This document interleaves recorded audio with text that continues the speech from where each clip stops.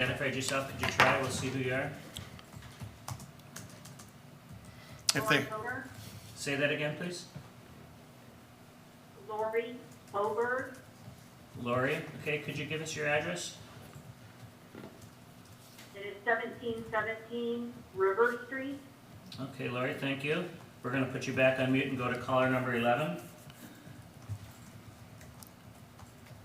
If you haven't identified yourself, could you please give us your name and address, caller number 11?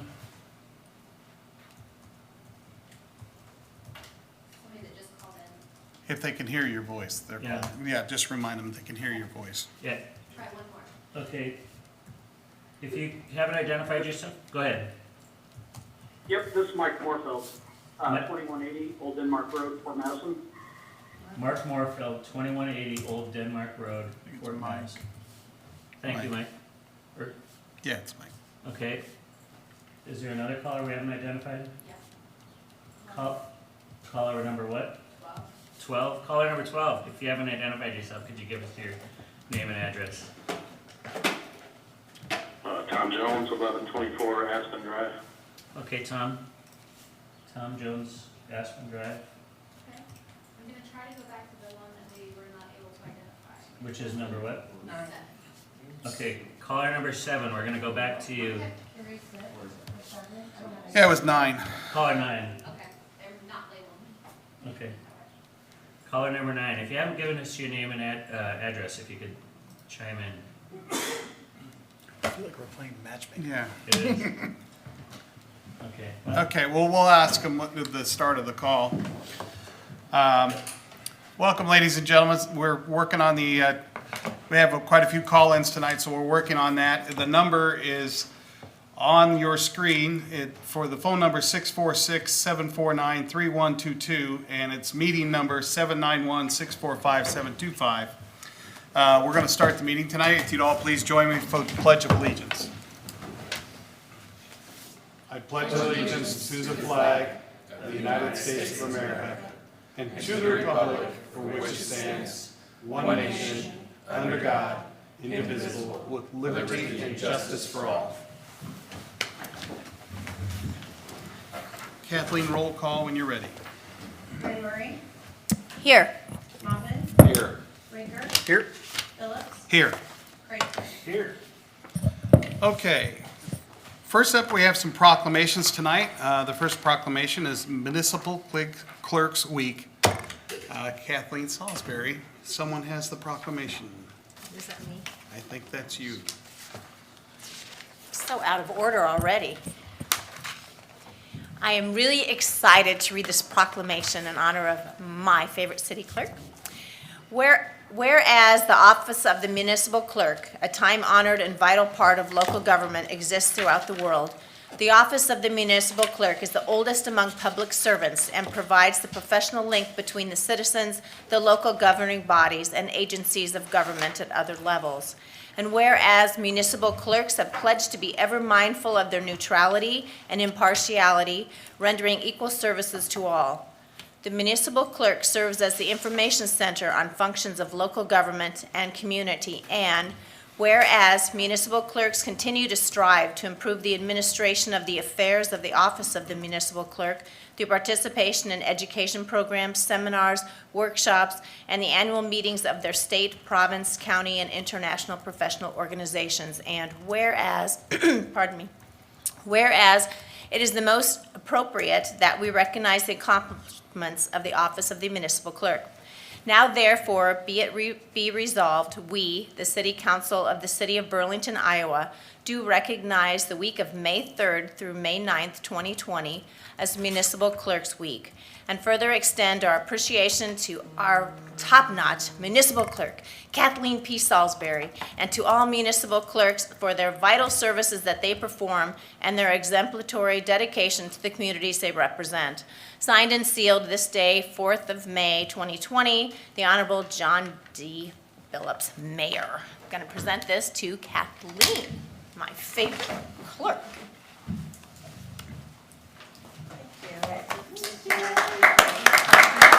I did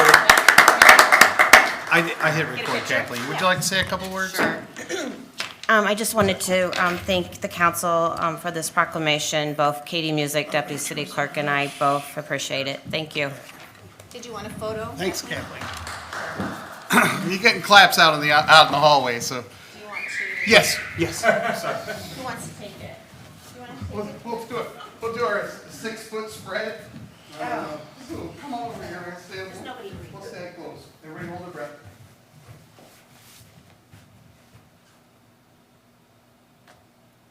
Thank you. All right. I forgot I almost gave her a hug. All right. I did sanitize. Yeah. Next proclamation is Building Safety Month. Mr. Rinker. Thank you, Mayor. So I have the proclamation for Building Safety Month being presented to Eric Tisland. Proclamation reads, whereas our city is committed to recognizing that our growth and strength depends on the safety and economic value of the homes, buildings, and infrastructure that serve our citizens, both in everyday life and in times of natural disaster.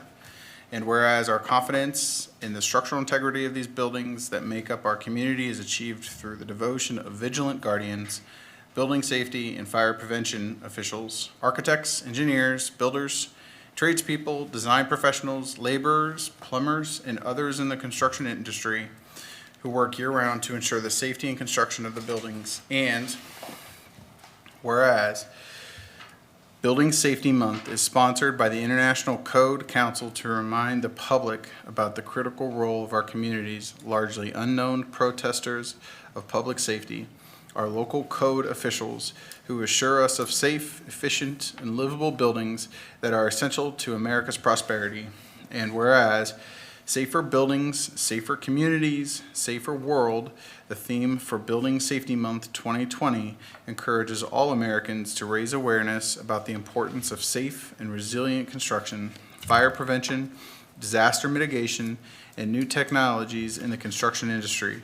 Building Safety Month 2020 encourages appropriate steps everyone can take to ensure the safety of our built environment and recognizes the implementation of safety codes by local and state agencies has saved lives and protected homes and businesses. And whereas each year, in the observance of Building Safety Month, Americans are asked to consider the commitment to improve building safety and economic investment at home and in the community, and to acknowledge the essential service provided to all of us by local and state building departments, fire prevention bureaus, and federal agencies in protecting lives and prosperity. Now, therefore, we, the City Council of the City of Burlington, Iowa, do hereby proclaim May 2020 as Building Safety Month. Accordingly, we encourage our citizens to be aware of building safety, to utilize the code inspection resources our community offers, and to apply for appropriate permits prior to building construction. Signed, sealed this 4th day of May 2020, John D. Billups, Mayor. All right.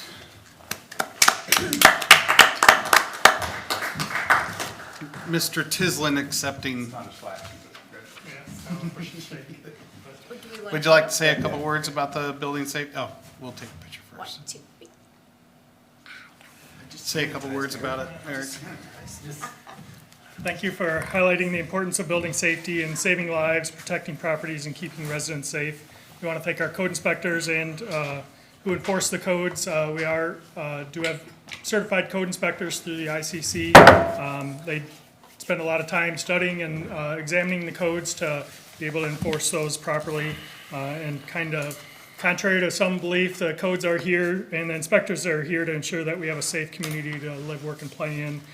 People often don't think about code safety or building codes until there's an issue, and then they wonder what happened here. So our inspections and our code reviews, that's critical to ensuring that we have safe residences, safe buildings, and properties that everyone can enjoy and feel comfortable living in and going to and visiting. So thank you for the proclamation. You bet, thank you. Thank you, Eric. On a personal note, I will say that in personal experience with the code department, I've found them very responsive, so they're outstanding work. Next up is a proclamation for Parks to Kids Day. Mr. Mayor, I have a proclamation. Whereas May 16th, 2020 is the 10th annual Kids to Park Day, organized and launched by the National Park Trust, held annually on the third Saturday of May. And whereas, due to the social distancing guidelines related to COVID-19, this year's theme is Parks to Kids Day. And whereas, kids and families are encouraged to remain healthy and active during this time by getting outdoors and going for a socially distanced walk in your neighborhood or safely exploring the local parks. And whereas kids and families can also explore parks in their homes by checking out activities and information on Burlington Parks and Recreation Department Facebook page. And whereas Parks to Kids Day will broaden children's appreciation for nature and the outdoors. And now, therefore, we, the City Council of Burlington, Iowa, do hereby proclaim May 16th as Parks to Kids Day in the city of Burlington, Iowa, and urge all residents to safely and virtually visit local parks and park resources in our community. Signed and sealed this 4th day of May, 2020, the Honorable John D. Billups, Mayor. All right, accepting as Mr. Tislin again.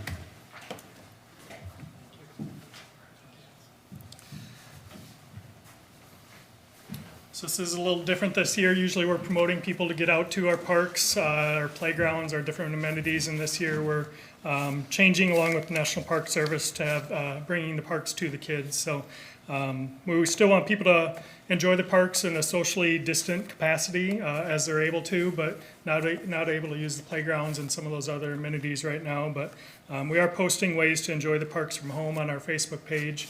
And have some information there. There are a lot of great resources out there right now for people to explore different parks throughout the United States, whether that's virtual tours or museums or different things. So we encourage that, and we certainly look forward to when we can safely enjoy our full capacity of our park system again, hopefully in the near future. So. Hear, hear.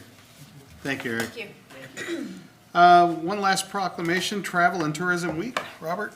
All right, one of my favorite things to do, and I love visitors.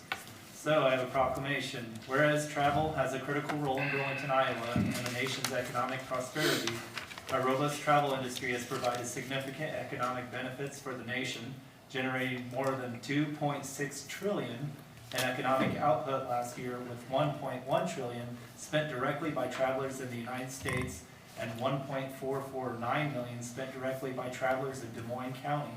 And whereas travel has been the foundation of a healthy workforce, serving as one of the largest private sector employers in the U.S. Des Moines County travelers supported 1.07 million jobs in 2019, including $26.14 million in payroll. And whereas spending by Des Moines County travelers has aided state and local governments alike, generating $9.2 million in tax revenue last year to support essential services and programs. Meetings, events, and incentive travel have always been a core business function that helps companies strengthen business performance, educate employees and customers, and reward business accomplishments. And whereas leisure travel, which accounts for more than 3/4 of all trips taken in the United States, spurs countless benefits to travelers' health and wellness, creativity, cultural awareness, education, happiness, productivity, and relationships. Businesses and workers in the travel industry were some of the first and hardest hit by the economic crisis resulting from coronavirus. Travel and tourism dependent businesses, 83% of which are small businesses, depend on our community's support through and after this crisis. The leaders of our state's travel and tourism industry truly encapsulate the spirit of our community and our nation. And whereas, even while Greater Burlington cannot currently welcome visitors in person, the spirit of travel and hospitality remains the enduring ethos of the travel industry and of Burlington, Iowa. The spirit of travel will be a necessary and prominent component of our return to everyday life and must be supported and protected at all costs. And now, therefore, we, the City Council of the City of Burlington, Iowa, do hereby proclaim May 3rd through 9th, 2020 as Travel and Tourism Week in Burlington, Iowa, and urge the citizens of Greater Burlington to join us in recognizing the critical role this industry plays in our community. Signed and sealed this 4th day of May, 2020, Honorable John D. Billups, Mayor. Okay. Normally, I think Chelsea LaRue would accept this proclamation, but obviously she's not here tonight for We really appreciate it. good reason.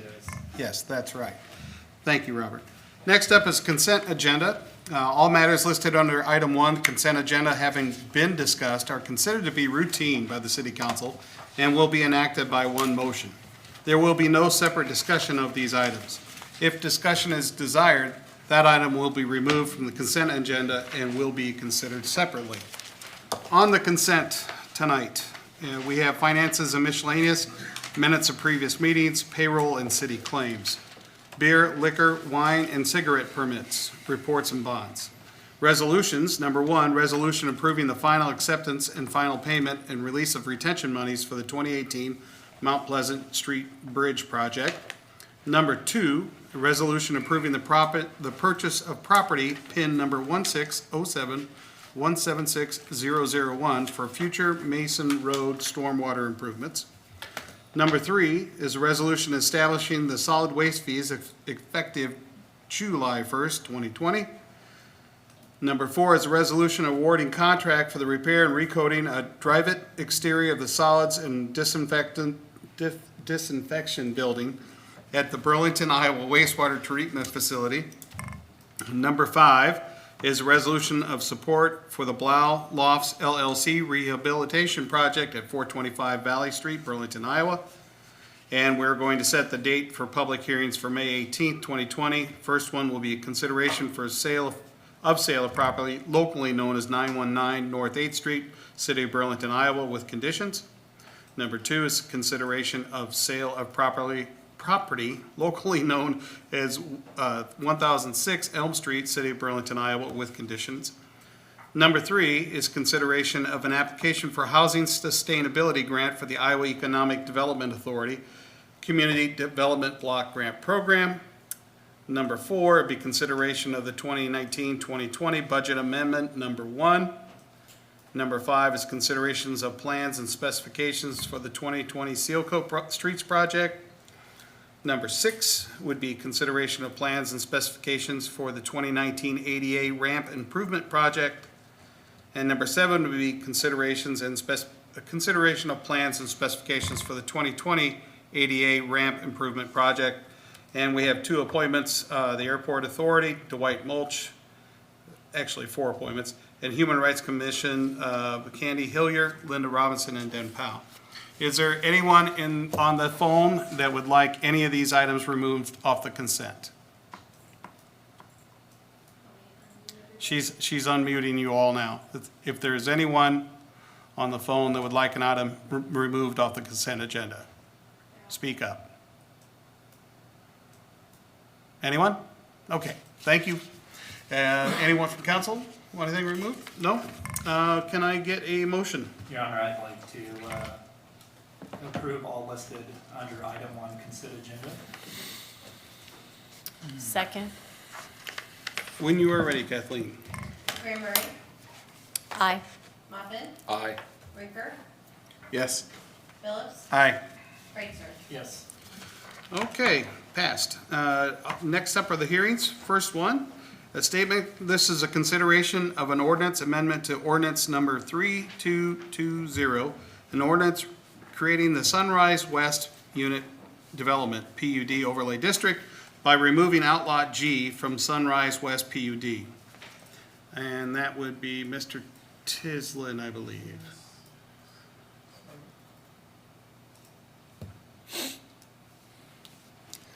Thank you, Eric, for the break. I can get a little drink here.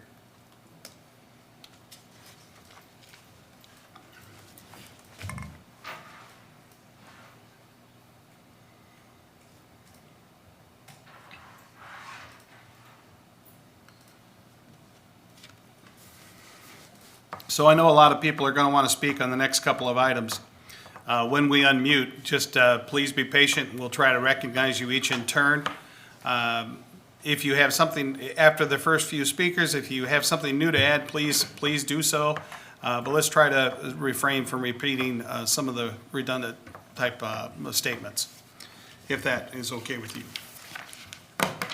Now Mr. Tislin's ready. All right, so this, the first 2 items go hand in hand, but the first part of this request is to amend the Sunrise West PUD by taking out Outlot G. That Outlot G is currently within the Sunrise West PUD, so it's governed by that ordinance that specify setbacks, what type of units can be on that lot, primarily condos, what the density is and how that should lay out. Initially, when they did the PUD, it was planned that Cambridge would go north and they'd do condos potentially on that lot as well. They're looking to finish out condos on the east side of Cambridge and sell this lot for other development. So they're wanting to remove this from the PUD and then have it be part of a future development. Okay. Does anybody in the audience have any concerns or thoughts on this item? Please state your name and address.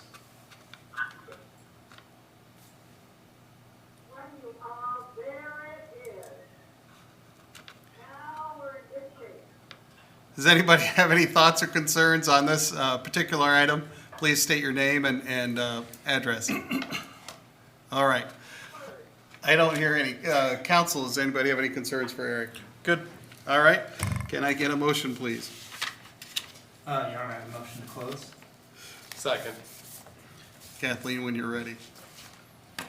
Graham Murray, Yes. Moffitt, Yes. Baker, Yes. Phillips, Aye. Kreitzer. Yes. Your Honor, I would like to propose a motion for preliminary adoption of the first reading of an ordinance amendment to ordinance number 3220, an ordinance creating the Sunrise West Plan Unit Development Overlay District. Looking into it. Anyway. It's too easy, folks. Too easy. I hear the Redbirds are actually really good too. That'd be awesome to see them. All right. Give it another minute here.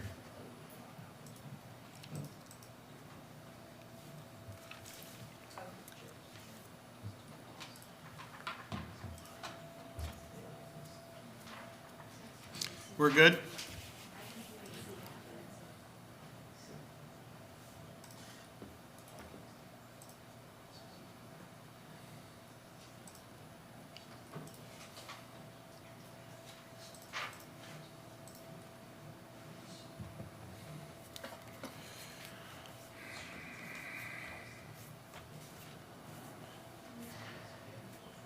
All right.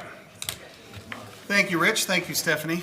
Jessica, thank you guys. Great teamwork back there. Okay, we're back live to streaming. We heard from Mr. Carter. We're going to go to the second phone call would be Sandy Carter. Sandy, do you have anything new to add? No, I have sent all of the council members an email, so I won't go through that. I'm sure you read it. We did. And voice my opinion and my support for the Beverly. I think it will be a very nice addition to this area of town. And that's all I have. Okay. Thank you. Thank you. Thanks for calling in. Next up, Michelle Bloyd. Did you have any, sorry, I'm going too fast, Jesse. You can get them unclicked. Michelle, do you have any thoughts or additional thoughts on this project? That caller has left. Okay. Number 4 was Mona Riley Smith, and we have her address. Mona, did you have any thoughts or concerns about this project? I am someone who is committed to live at the Beverly and have been waiting a long time to be able to live in a cooperative residence. Already live in a condominium and love it, but I am ready to downsize and have some of the amenities. I've been on the waiting list for Village Co-op since it began, and I'm happy that the Village Co-op is so filled that I have not been able to live there, but I am really ready to live cooperatively, and I have made the point to the Planning Commission.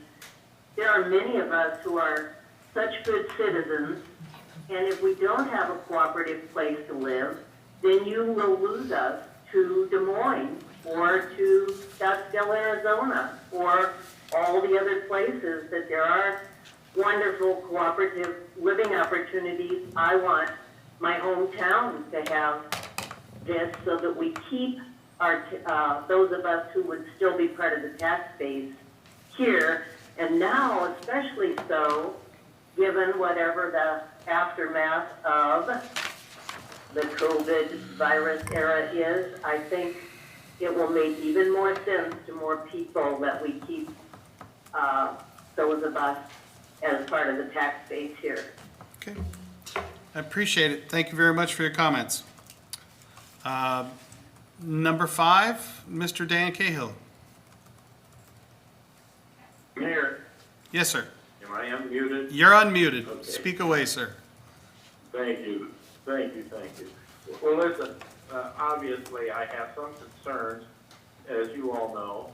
I hope you've been out to the area, but as you all know, I have that subdivision immediately to the north of this particular property. I have a substantial investment in that, land purchases, street, sewer, water, underground utilities, and all of that sort of thing. It's really very substantial. My development was put in really according to the city plan. Eric has referred to that earlier as the 1999 city plan, which shows a street going from West Avenue all the way south and eventually hooking up to, hopefully, Mason Road. Well, I wanted to put in a cul-de-sac, but that wasn't going to fly because the city plan required a through street. So I just want the council to know that I have some concerns because I have a substantial investment involved in this neighborhood. Now, I am not against this project. Although my concerns, I have 16 lots on 8 acres. This particular project is going to place about 80 living units on 10 acres. If you look at the plat, which is probably in front of all of the members of the council, you'll see the buildings and the parking lots and the roadway system is basically all on that land immediately to the south of my 8 acres. Why 8 acres and 16 lots? This is 10 acres. I know now that they've added this land from Sunrise West. That is shown on the plat as the entry street there. That's another 4 acres. I understand that. But the buildings aren't really located on that particular place. They're located on Mike Moorefield. Hi, Mike, if you're listening. The buildings and driveways, etc., parking out ramps and lots is located on Mr. Moorfield's 10 acres. So it's really squeezing a lot of dwelling units on basically a 10-acre plot. I know they'll say now they got 14 acres. It's really hard to make any concrete decisions because the plat that Mark has drawn is really pretty, but it doesn't have dimensions on it. They've now, again, evidently since our last meeting at the Planning Commission, they've agreed to move the building slightly to the east so that it's not within 75 feet of Julie Coleman's house, and that's a plus. But also, looking at the plat, you'll notice there's a lot of landscaping shown. Well, that's always nice in these plats. There doesn't happen to be any on the north side of this for some reason, which borders my subdivision. I'm sure that was just an accident that they didn't put bushes and trees and shrubbery down that side, and they'll probably have that on the final plat. But other than that, yes, the water on that particular piece of property is really a concern, and I think that this probably will help the people that live on Aspen as far as getting water into their yards, their backyards and stuff. So, and it's great. I really, this could be a great development for Burlington if it's successful and if it's done right. I don't want a development, of course, that's going to end up like Flood Hill Manor, a series of 4-plexes and 8-plexes and things like that back there. It's difficult enough to sell lots, so and the effect it's going to have on my subdivision is unknown. I really can't tell you whether it's going to be a plus or a minus. But I think if it's done properly, with a great deal of design skill, that it could be a plus both for the developers and for the community. So I wish that the buildings were moved farther to the east on that property. There's no reason it couldn't be that way. but I guess they didn't want it that close to Sunrise West.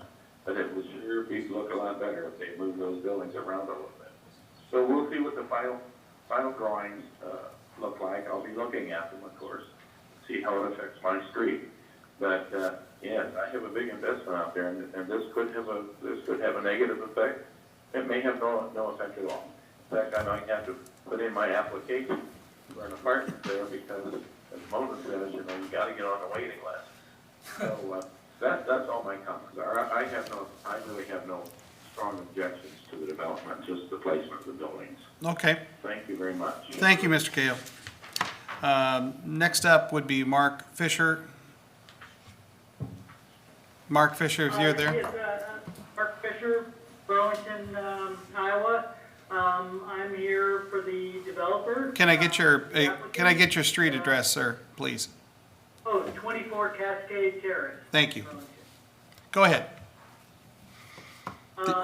Yeah, I'll just highlight a couple of things that this development we hope will do for the city. The R4 zoning will allow the property to address the need that Mona mentioned for more alternative housing opportunities for seniors in Burlington. There's a very big need. There's a very large segment of our population that is looking for alternative ways of living and live in single-family homes that are, in many cases, 2 stories and or too big. So this provides an alternative. It also helps to give that, or it places that alternative in the same neighborhood that is already established for senior housing. We have Sunrise West, a great neighbor, and to the south, Lavender Lane, which is a little bit more mixed, and then Villages further to the south. So this continues that trend and provides another alternative. And it also provides an opportunity for open space along with transportation and utility connections without adding an unnecessary amount of road right-of-way to the city's maintenance obligation. By not doing a lot of public streets here, they're all going to be privately maintained, privately built, so that will take a significant amount of infrastructure off of the city obligation. I think that development also will free up existing housing stock within Burlington, where seniors currently reside when they move into Beverly Place. That will free up their homes for other individuals to come in and buy into Burlington. It's rather expensive to buy a brand new home, so this frees up existing housing stock to the market. And it also continues Burlington's successful pattern of the overlays within larger areas of commonly zoned land. Burlington's been very, very successful at this kind of rezoning to capture new opportunities and create diverse neighborhoods. Okay. Yeah, thank you very much. Can I ask if you heard Mr. Cahill's call and his concerns? Yes, and Okay. actually, he's correct. We did make a bunch of changes based on the commission's, the discussion at the commission meetings. We have moved the buildings further west. We've increased setbacks along the west side to 100 feet. Then we also did a tiered, actually at the suggestion of Finland, did a tiered or variable setback on most of the property lines, which takes into account the 4-story height of buildings. If you're going 4 stories, you have to have a 50% setback. If you're doing 1 to 3 stories, you can do a 25% setback. And we also rotated the building a little bit, changed the and angles. I think those were some of the comments that came up. As has been mentioned, there is some drainage problems on the existing site. Plan to do an awful lot of civil engineering to mitigate those. We have a large amount of our parking is underground, 10 feet below grade. So we're going to have to be dealing with that water successfully, or this won't be a very successful development. I have on the updated drawings shown a conceptual contour elevation that kind of shows or illustrates drainage patterns a little bit. There'll be drainage coming down along the west between the building and the landscape buffer. That will take care of most of that, the ponding that happens on the site currently. And there'll probably be a combination of yard drains and other mechanisms. And there's also going to be drainage between building A and the property, which will go down into the pond and then work its way across or underneath the private drive into the detention. So we're looking at those things very hard, and that will be one of the first things we tackle when we go to civil engineering. Okay. Thank you very much. Number 7 is Carrie Smith. Ms. Smith, is you I there? don't have anything to add, thank you. Okay, great. Well, thanks for calling in. Number 8 is Karen Stotler. Hi, yes, I am a future resident of Beverly Place, and I'm just wanting to let you know, I did send everybody an email, so I'm sure you've already listened to some of my ideas, but I think that these 3 sisters who have come up with this idea and developed this plan are very well educated, very intelligent, and they have designed a beautiful place that will be a huge asset to the city of Burlington. I know there's all these little details that everybody talks about that I know nothing about, but I know that they obviously will work with anybody, any of the suggestions or any of the concerns. They obviously are going to take those into consideration and work with them. So I'm really looking forward to living there. All right. Thank you for your comments. We didn't identify caller number 9. Do you have those? Yes, I have 3 unidentified. Okay. So I can unmute one here. Okay. So we haven't gotten your name or address yet. If you could say your name and address and whether you had anything to add. If you hear my voice. All right, we'll move on. Let's go to we want to do number 10. Lori? Lori has disappeared. So we can. Mike? Yeah. Let's do Mr. Moorfield. You have me there? Yes, sir. Do you have anything to add to this, sir? Okay, sorry about that. This is Mike Moorfield, 2180 Old Denmark Road, Fort Madison, Iowa. My wife Jill and I are currently the owners of the 10-acre parcel formerly known as the Swisher property. We bought the property a few years ago. Our original intent was to subdivide it into roughly 16 to 20 single-family home lots. Unfortunately, we're seeing a reduced demand for new construction single-family homes within the city of Burlington. Also on top of that, Dan Gayle, the neighboring property owner, has a very equivalent, similar development as to what we would have proposed, making it a little bit hard challenge to add more volume in the community right there. These challenges kind of change our goals of the property. Over the last 2 years, our electrical contracting team, Morpho Electric, has been working with Myers Construction and Beverly Place Development Sisters on budget design for the Beverly Place project. We immediately saw the value in the project. It's just an amazing piece. There's a highly known need for high-quality senior housing in Burlington, Iowa. Simply put, Beverly Place project adds unique first-class housing opportunity for seniors in Burlington. After learning the developer's challenges with the property adjacent to the airport, I offered and encouraged them to take a look at our parcel as a potential alternative. From a tax-based perspective, we look at this project. If we were to continue to build the property as we originally intended with 16 to 20 homes, you'd see a maximum tax base of roughly $150,000 of property tax. What we're hearing of this development, it could exceed $350,000. So from a tax-based perspective alone, it's far, far better use of the property. From a quality and aesthetic standpoint, you couldn't ask for a better neighbor.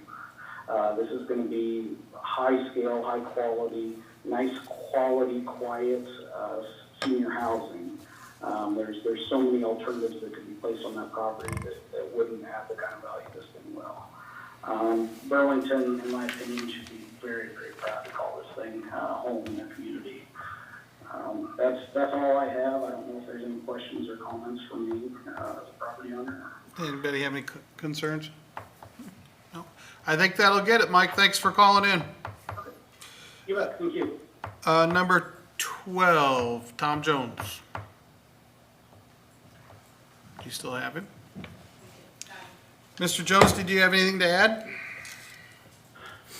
Yeah, I think my main concern is the sidewalk to the south of my property, which is the last house on Aspen to the south, and how that's going to affect the tree line that's currently there.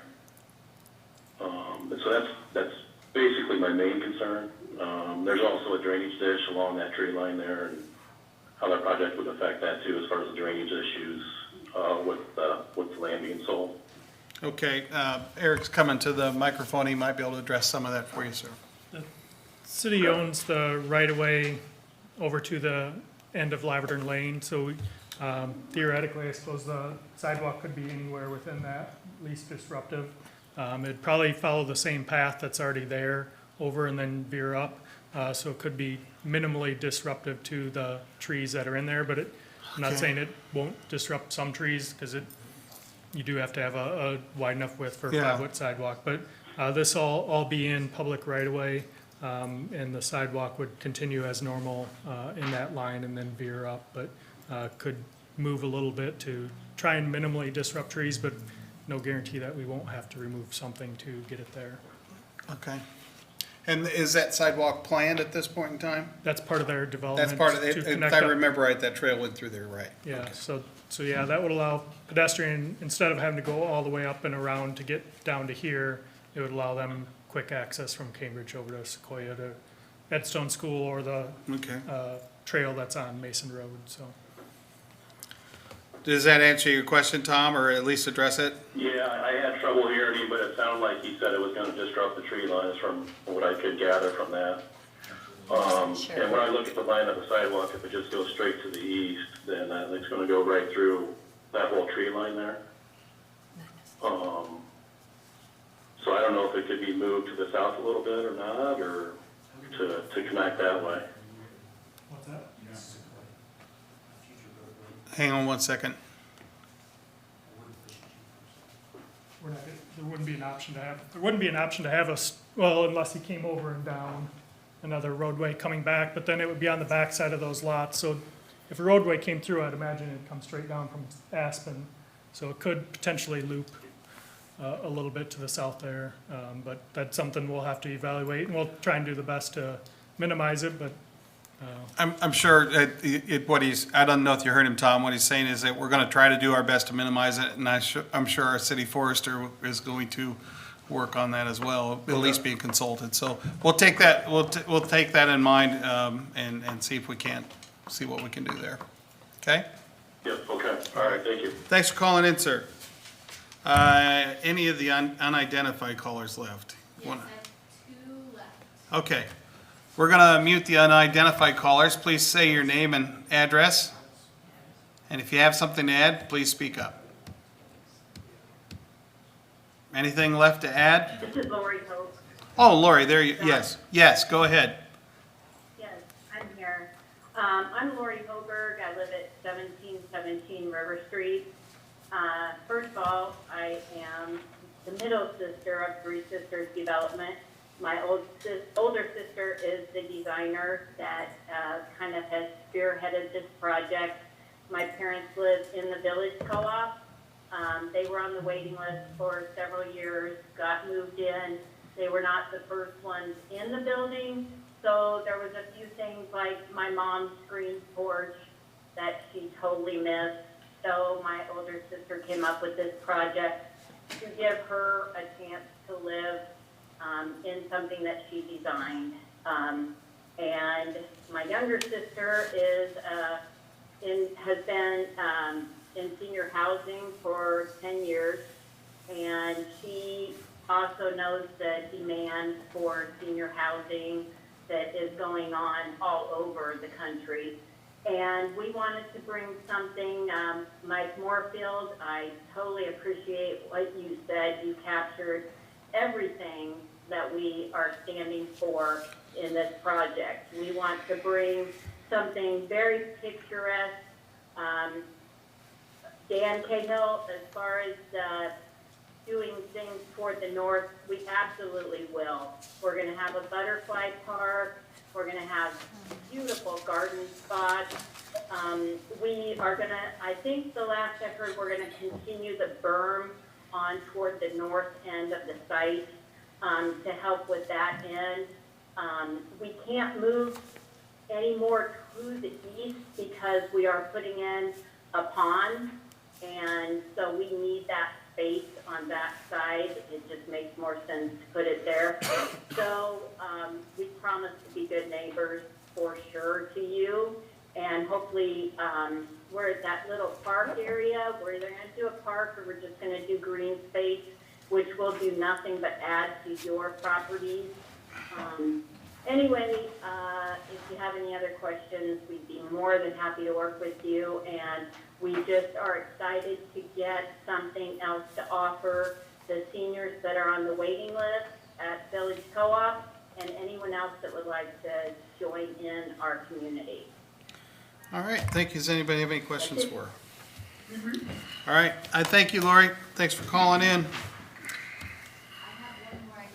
We have one more caller that has not been identified. If you can hear, if you haven't been heard from, please say your name and phone number, and if you have anything to add, please do so.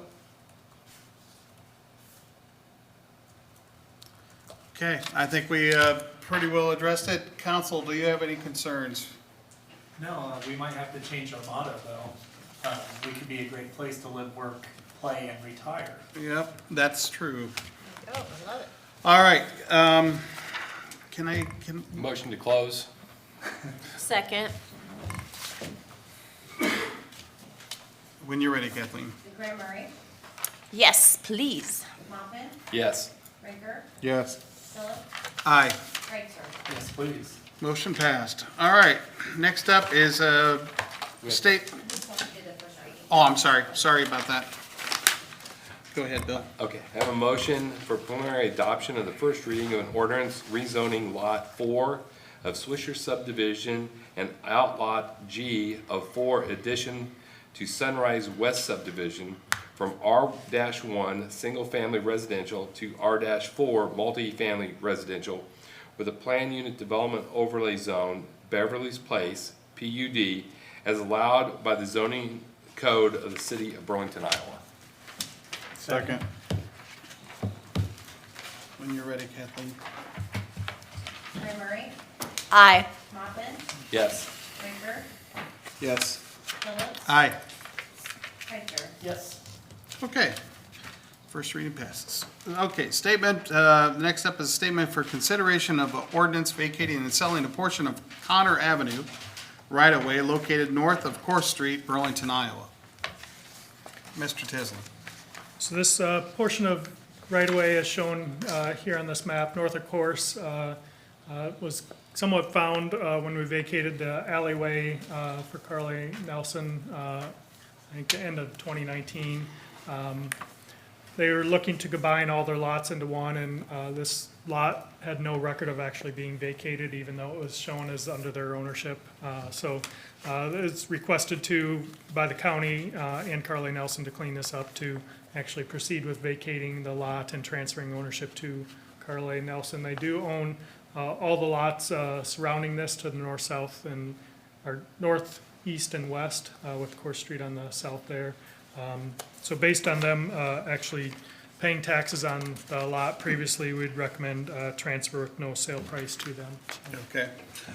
Jessica, why don't we unmute them all, then we can ask if they have any concerns. Okay, is anybody on the telephone have a concern about this particular ordinance? Anyone have a concern about the Connor, vacating and selling a portion of the Connor Avenue right away? Hearing none, council? All right, need a motion to close. Motion to close? Second. When you're ready, Kathleen. Graham Murray, Aye. Moffitt, Yes. Rinker, Yes. Phillips, Aye. Kreitzer. Yes. Unmuted. Your Honor, I have a motion for preliminary adoption of the first reading of an ordinance vacating and selling a portion of Connor Ave right-of-way located of Course Street, Burlington, Iowa. Second. When you're ready. Graham Murray, Aye. Moffitt, Yes. Rinker, Yes. Phillips, Aye. Kreitzer. Yes. All right, making headway here. Number 4 is a statement, consideration of ordinance amending the various sections of Chapter 161 Housing Code of the City of Burlington Municipal Code. Mr. Tislin. The housing code is Strike that word. Anyway, go ahead. the local code that we use to inspect rental properties here in Burlington. So any property not owned by, or not, where the owner doesn't reside in the property is required to get a rental permit, and this chapter 161 defines what criteria that we inspect to. We're not adding any new requirements to it, we're just clarifying, bringing this code more in line with our international residential code, which is required for new construction, just that it's clear what's required for carbon monoxide alarms and smoke alarms, and then the combination smoke and carbon monoxide alarms. We get a lot of questions on placement of these, what's required to replace them when they go out, where they should go, how long they typically last. So just making this code more in line with our international residential code, that is an international code that all new properties follow as well. And then under 16104, certificate of rental permit, adding the language where if someone fails to apply for a rental permit within 30 days of notice that they have an illegal rental, that their permit fee could be doubled if they don't respond within that 30 days and move forward, either show proof that they have a legal contract, that it's not a rental, or comply with our rental process. So.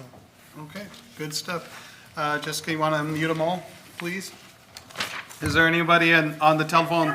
Oh, does anybody on the telephone have a concern about this particular ordinance?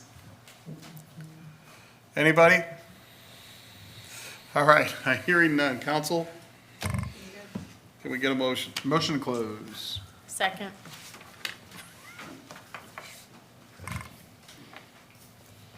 Graham Murray, Aye. Moffitt, Yes. Rinker, Yes. Phillips, Aye. Kreitzer. Yes, please. All right. Matt? Your Honor, I have a motion of preliminary adoption, first reading of an ordinance amending various sections of Chapter 161 Housing Code, City of Burlington, Iowa Municipal Code. Second. When you're ready, Kathleen. Graham Murray, Aye. Moffitt, Yes. Rinker, Yes. Phillips, Aye.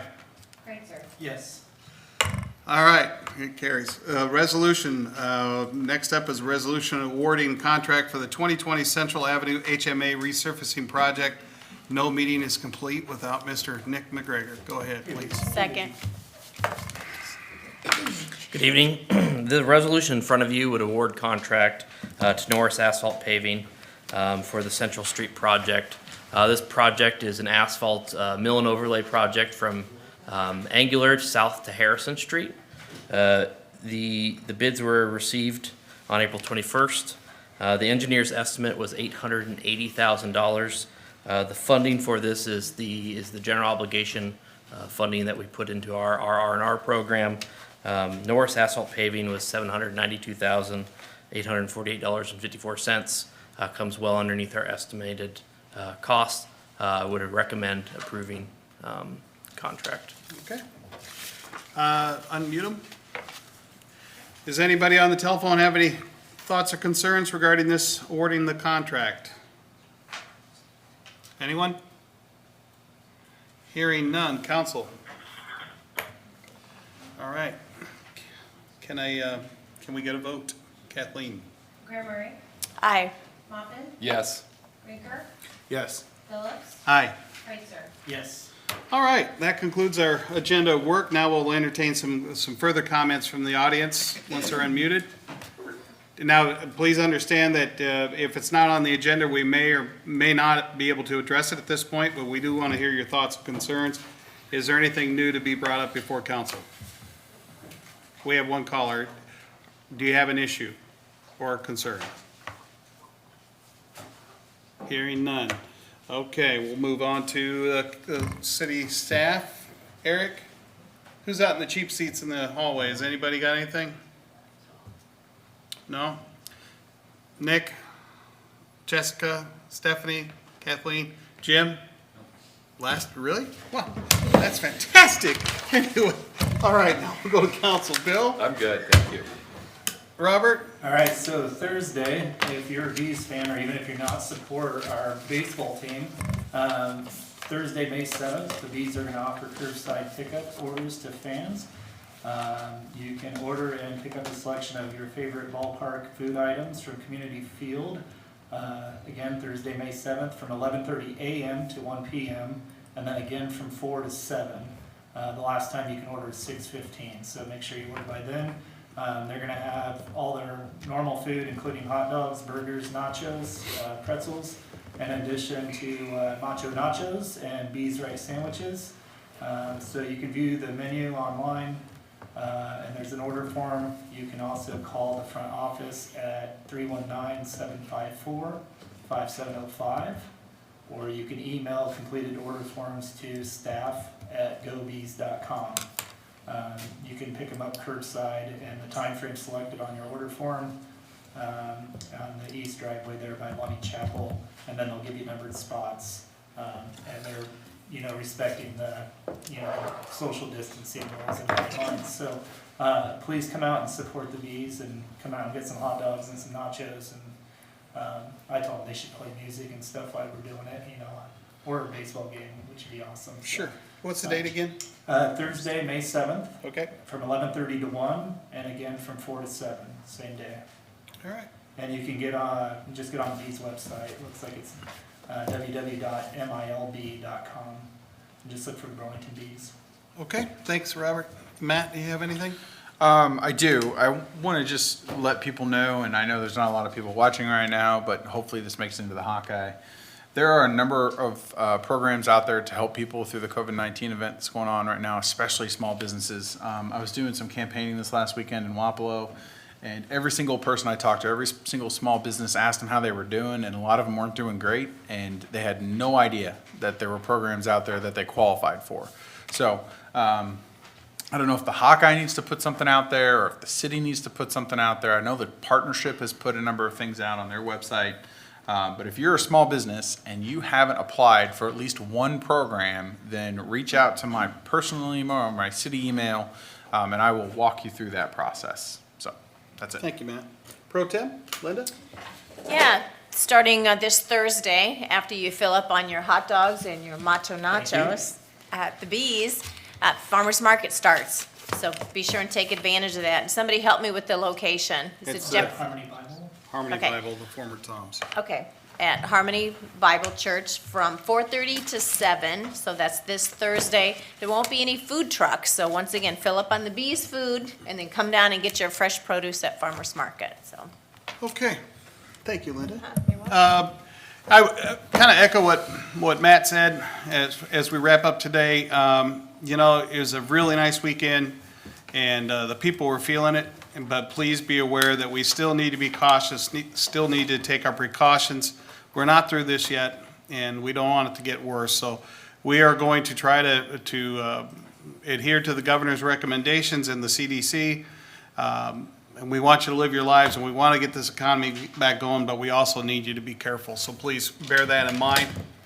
And look out for each other, take care of everybody, and I guess that's night. Can I get a motion to close, adjourn? You are on that motion to close. Second. Kathleen, when you're ready. Graham Murray, Yes. Mopin, Yes. Raker, Yes. Phillips, Yes, Kreitzer. Yeah. we are adjourned.